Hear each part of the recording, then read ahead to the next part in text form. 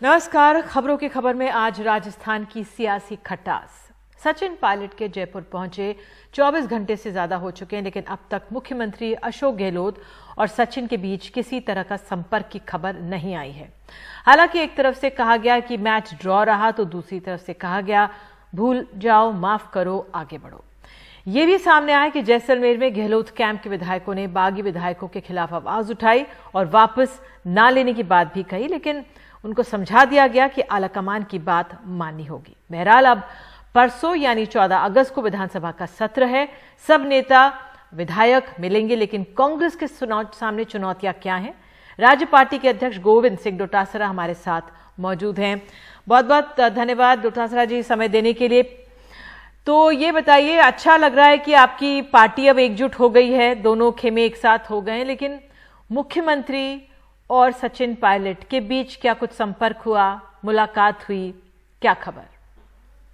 क्यों नहीं अच्छा लगेगा। करोड़ों युवाओं ने, बुजुर्गों ने, किसानों ने, सब लोगों ने आशीर्वाद दे करके राजस्थान में कांग्रेस की सरकार अशोक गहलोत जी के नेतृत्व में बनाई थी।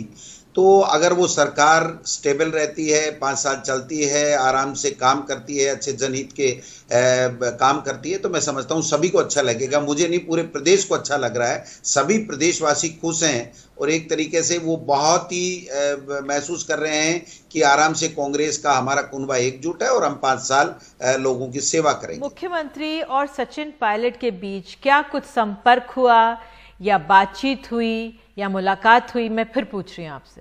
जब सब एक हैं तो कहीं कोई दिक्कत वाली बात नहीं है। मुख्यमंत्री जी और मैं जैसलमेर से, हमारे 2 मिनिस्टर भी साथ में थे। वो 11 लोगों की मौत हो गई थी, उसको बैठने गए थे, वहाँ पर कोरोना को लेके मीटिंग हुई है। अभी लगभग 4 बजे के लगभग आए हैं।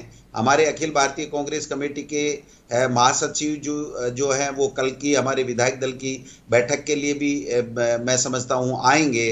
तो मैं जब भी विधायक दल की बैठक होगी, हम सब एक साथ एक उद्देश्य से पूरी सरकार ढंग से चले। आप उस सवाल का नहीं जवाब देना नहीं चाहते, ठीक है।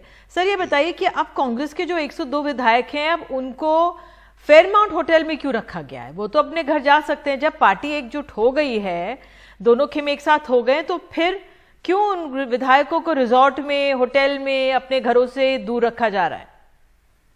देखिए, कोई कहीं रहेगा, कोई कहीं रहेगा, तो क्यों नहीं। एक रात की बात है, जब कल विधायक दल की बैठक है तो हम सब एक साथ आए, एक फ्लाइट में आए, एक जगह रुकने में कोई दिक्कत नहीं है। और जिस प्रकार से भारतीय जनता पार्टी लोकतांत्रिक रूप से चुनी हुई सरकार को गिराने का षड्यंत्र रच रही थी, तो निश्चित रूप से एहतियात भी बरतनी जरूरी है, क्योंकि अमित शाह जी और मोदी जी इस हार से बौखलाए हुए हैं और वो किसी भी तरीके से कुछ भी करने के लिए तैयार हैं। और यहां तक खबरें आ रही थी कि अमित शाह जी ने कहा कि मेरे तो ये प्रतिष्ठा का सवाल है कि मैं राजस्थान की सरकार को गिरा करके दम लूं। तो मैं समझता हूं ऐसी स्थिति में अगर हम सब एक साथ 1 महीने 32 दिन रहें, तो 1 दिन और रहें, तो कोई दिक्कत वाली बात मैं समझता हूं नहीं होनी चाहिए। तो आपको अभी भी शक है कि अभी भी विधायकों को तोड़ा जा सकता है? बिल्कुल, भारतीय जनता पार्टी किसी भी स्तर पे गिर सकती है। और आप देख सकते हैं आज जो खबरें आ रही हैं, शायद आपके पास भी आई होंगी, कि ये झारखंड को लेकर के प्लान कर रहे हैं। पहले मध्य प्रदेश का किया था, मणिपुर का किया था, गोवा तक का किया था, और 30-32 दिन तक आपने देखा किस प्रकार से परेशान किया राजस्थान की सरकार को और हम सब लोगों को।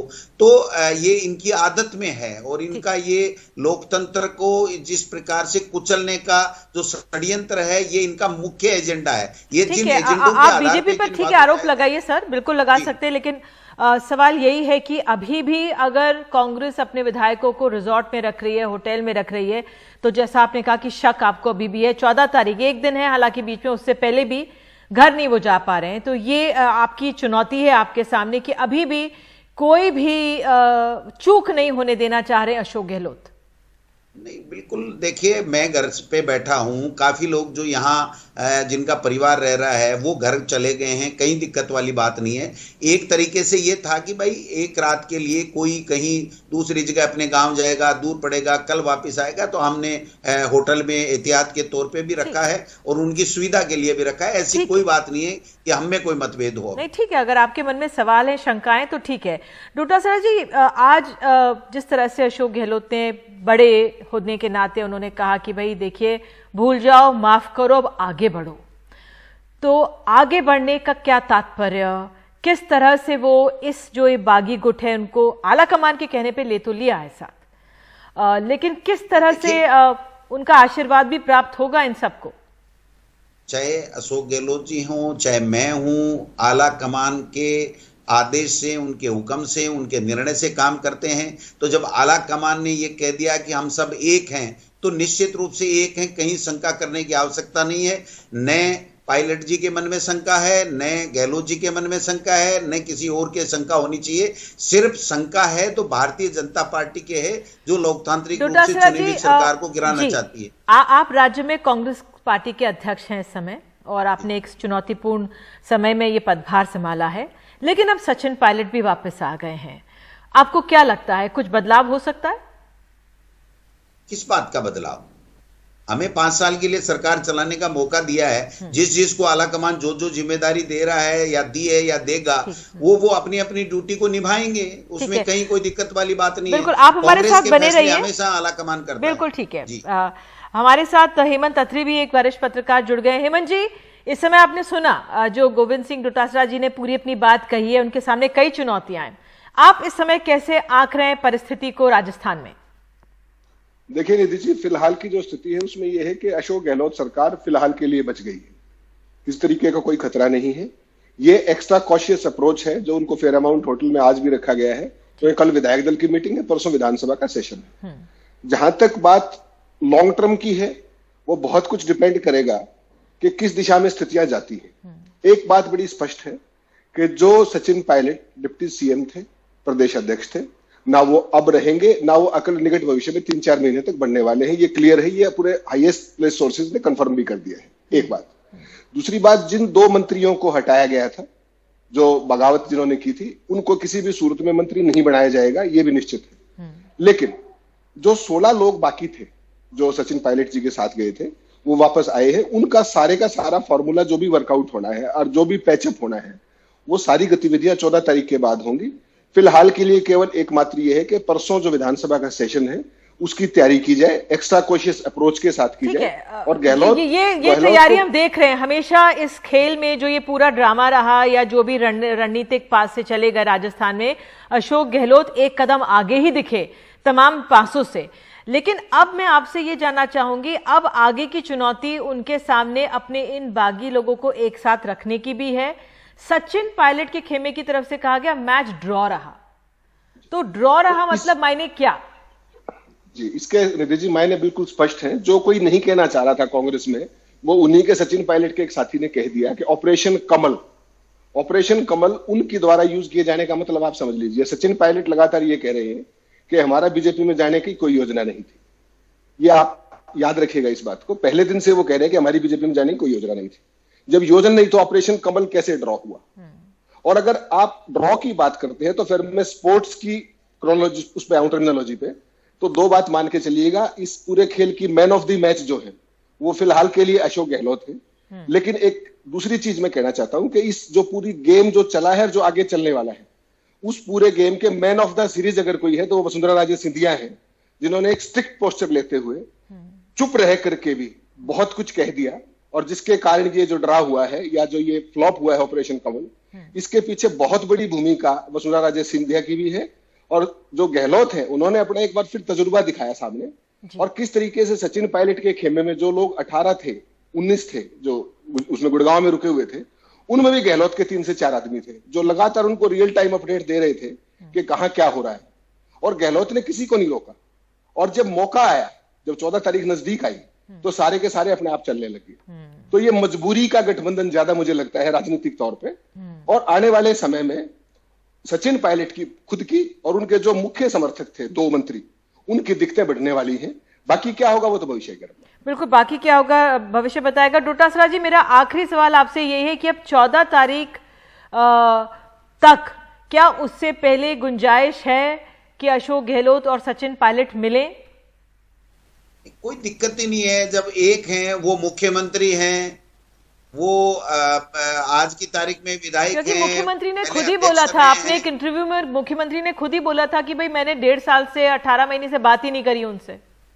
मुख्यमंत्री जी ने किस संदर्भ में बोला वो एक अलग बात हो सकती है। विधायक दल की बैठक में साथ रहते थे, जब पीसीसी का प्रोग्राम होता तो साथ रहते थे, लेकिन किस संदर्भ की बात में उन्होंने वो चीज कोट की थी वो मैं नहीं कह सकता। चलिए, आप दोनों आए सर, बहुत बहुत धन्यवाद। तो जिस तरह से गोविंद सिंह डोटासरा जी बिल्कुल आश्वस्त हैं कि पूरी एकजुट हो गया है खेमा, लेकिन फिर भी शंकाएं हैं, तभी ये तमाम जो विधायक हैं अपने रिजॉर्ट्स में ही रह रहे, अपने घर वापस नहीं जा पा रहे। लेकिन देखना होगा कि आगे आगे राजस्थान की राजनीति कैसे आगे बढ़ेगी। बहुत बहुत धन्यवाद आप दोनों का कि आप लोग जुड़े। एक छोटा सा ब्रेक लेते हैं, तुरंत लौटते हैं, बने रहिए एनडीटीवी इंडिया के साथ।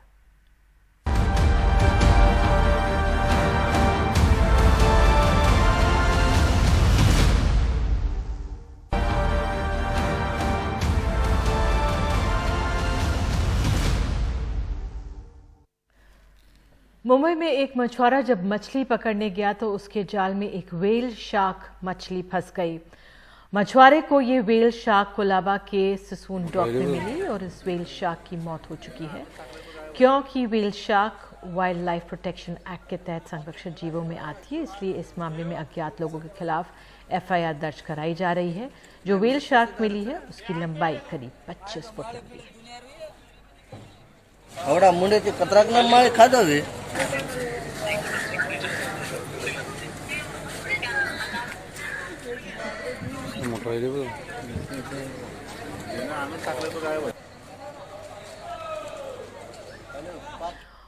और आज श्री कृष्ण जन्माष्टमी का त्यौहार है। देश भर के कई हिस्सों में धूमधाम से मनाया जा रहा है। आपको बता दें, मथुरा वृंदावन में जन्माष्टमी इस बार हर साल से कुछ अलग रही। कोरोना के चलते पूजा पाठ में श्रद्धालुओं के मंदिर परिसर में पाबंद उनको किया गया था। हालांकि वृंदावन के राधा कुंज में बहुत मनमोहक तस्वीरें आई दिन भर। यहाँ कान्हा के आगमन की खास तैयारियां थी। मुंबई में भी जन्माष्टमी की रौनक इस बार पिछले सालों के मुकाबले फीकी है। और ये हम आपको सीधे तस्वीरें दिखा रहे हैं मथुरा वृंदावन की। ये तस्वीरें मंदिरों की, विभिन्न मंदिर जो हमारे देश भर में वहाँ से आ रहे हैं। लेकिन आपको बता दें, तमाम देश भर में ये आज त्यौहार धूमधाम से मनाया गया। 8 तस्वीरें आप देख सकते हैं, जबलपुर, मुरादाबाद, मथुरा, वृंदावन, मुंबई, दिल्ली, नोएडा, जबलपुर, लुधियाना, मुरादाबाद की तस्वीरें। और ये वो समय है जब आरती के लिए एक बार फिर से श्रद्धालु मंदिरों की ओर जाने की कोशिश करते हैं, लेकिन अब दूर से ही दर्शन करने पड़ रहे हैं।